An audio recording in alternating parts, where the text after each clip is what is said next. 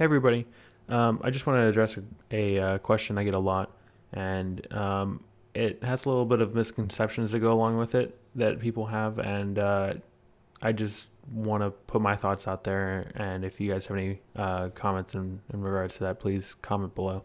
Um, but this is, an example of a question I get a lot here. You can see on my latest video. It's Muon Wap says, which Xeon socket would be the most future proof, faster CPU for the money down the road once prices come down? Well, he did phrase it correctly, and that's which socket is the most future proof. Um, when you're buying a server, say you're buying dual X5670s, you're like, I'm going to future proof. It's you're kind of future proofing, but what you're doing is you're overbuilding. Um, so you are planning for the future a little bit because you're buying something faster than what you need. But really, what you're doing is you're buying more than what you need now uh, in anticipation for the future. But because you're maxing out what 1366 does, you're not really future proofing. The right way to do it would be to buy a 2011 socket motherboard and then buy a similar or lower end processor, what you need now or maybe what you need in a couple months. So something like dual E5620, which are about 12K pass mark, kind of around the same area as the X5670. But the difference is that 2011, you have a lot of options with 2011. There's a lot of features there, like such as PCI Express 3.0.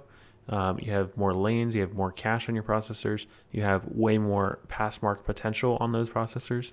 You have the ability to go up to 12 cores, 24 threads per processor, where the 1366 socket can only go up to 6 cores and 12 threads.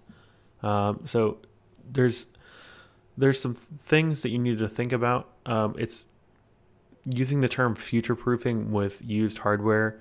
It's kind of an interesting thought exercise, I guess.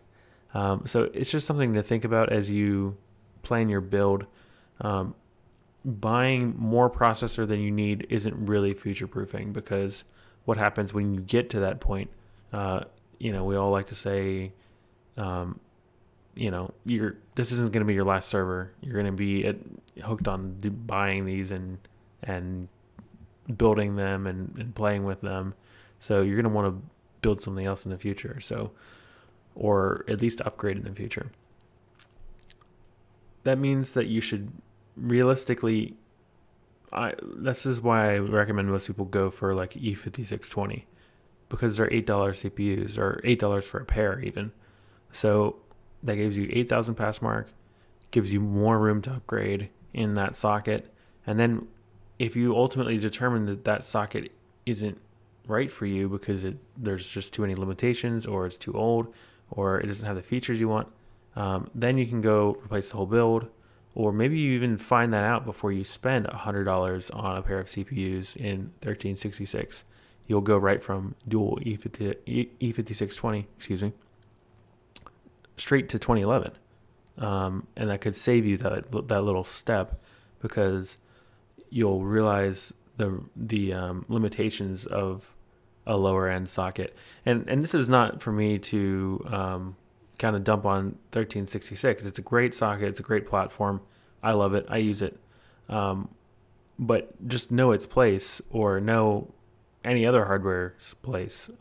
So it's just, kind of my thoughts on future proofing. Don't get the wrong idea about it. Think of more of the platform as a whole, and not just like, what processor will be super overkill and then sit there and waste power until I'm ready to use it. I've said this before and I'll say it again. The path for upgrading as you go is much, much cheaper than the path for constantly downgrading, which is something that I've done personally.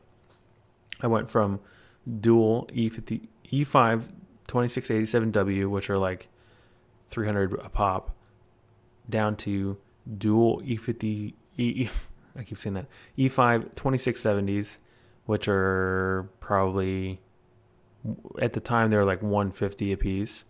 And then I bought dual E5 2650s, which are about 100 a piece. And then right now I managed to snag a pair of E5 2667s, which are fewer cores but faster clock. And they're a little bit less expensive than 100 a piece. I think they're around 70 a piece. And on the way, I've sold each of those previous processors to someone else, and I've lost money from my initial investment on those. I would have saved myself a lot of hassle if I started at like E5 2630s and then went up to E5 2650s and then went up to E5 2667. That's fewer steps. It's way less of an investment, and it's just way better. So what I'm trying to say is have realistic goals and expectations for your build. Pick the right processor, and then if you need to upgrade. And then if you can afford a better platform, new guide coming out in 5 days, by the way, go for the better platform. But then if you need to take some of your budget and say the whole new platform and everything is going to cost maybe $150 more than the older platform, if you need to lose a little bit of pass mark for the newer platform, that's okay, because you'll ultimately have more options with that platform. So if you have any questions about this or this idea, feel free to comment on this video that you're watching right now, or take a look at the picking the right CPU for the job video. Hang